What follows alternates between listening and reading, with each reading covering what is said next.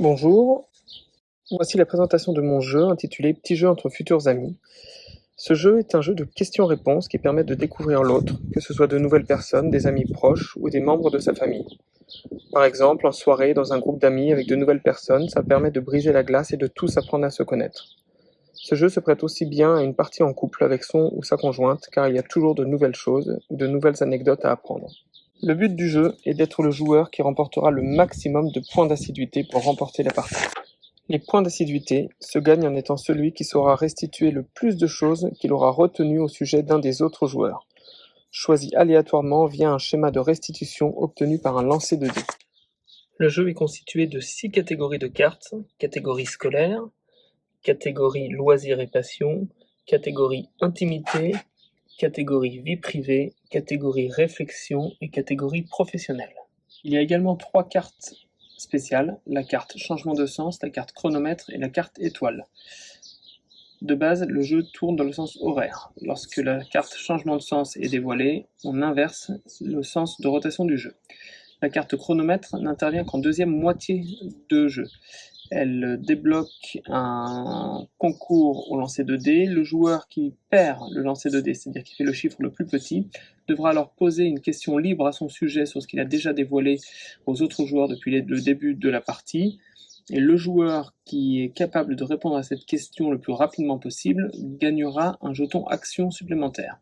Enfin, la carte étoile débloque un tour de jeu supplémentaire, également par un lancer de dés. Cette fois-ci, c'est celui qui gagne le lancer de dés, donc qui fera le chiffre le plus grand, qui aura la possibilité de poser une question de la catégorie de son choix au joueur de son choix. Enfin, voici le jeton action. C'est un jeton recto-verso. Sur le recto, il y a une tête de petit chat.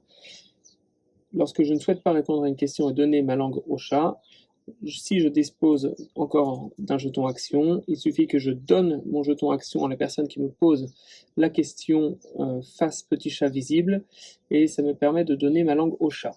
En revanche, si je le retourne, j'ai la face obligation qui apparaît.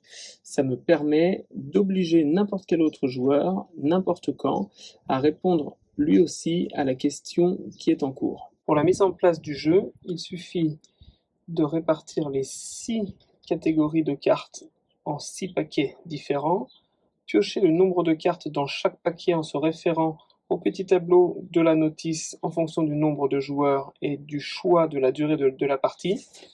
Ça va permettre de constituer une pioche. Chaque joueur reçoit un jeton action, et celui qui fait le plus grand chiffre au lancer de dés débute la partie. Le joueur qui commence s'empare de la première carte de la pioche et lit la question à son voisin de gauche. Celui qui doit répondre a plusieurs options. S'il a un jeton action, il peut soit donner sa langue au chat, soit répondre à la question et obliger quelqu'un d'autre à répondre à la même question. S'il n'a plus de jeton action, il n'a donc pas le choix et est obligé de répondre à la question posée. Pendant qu'il répond à la question, tous les autres joueurs ont le droit, pour avoir davantage de précision, de poser des questions tant qu'ils restent strictement dans le thème de celle qui était inscrite sur la carte. C'est ensuite au joueur suivant de s'emparer de la prochaine carte de la pioche et de lire la question à son voisin de gauche. Les options offertes au destinataire de la question sont les mêmes. Il répond, il donne sa langue au chat, il répond et il oblige quelqu'un d'autre à répondre, et ainsi de suite. Lorsque toutes les cartes de la pioche ont été tirées, ça déclenche la fin de la partie.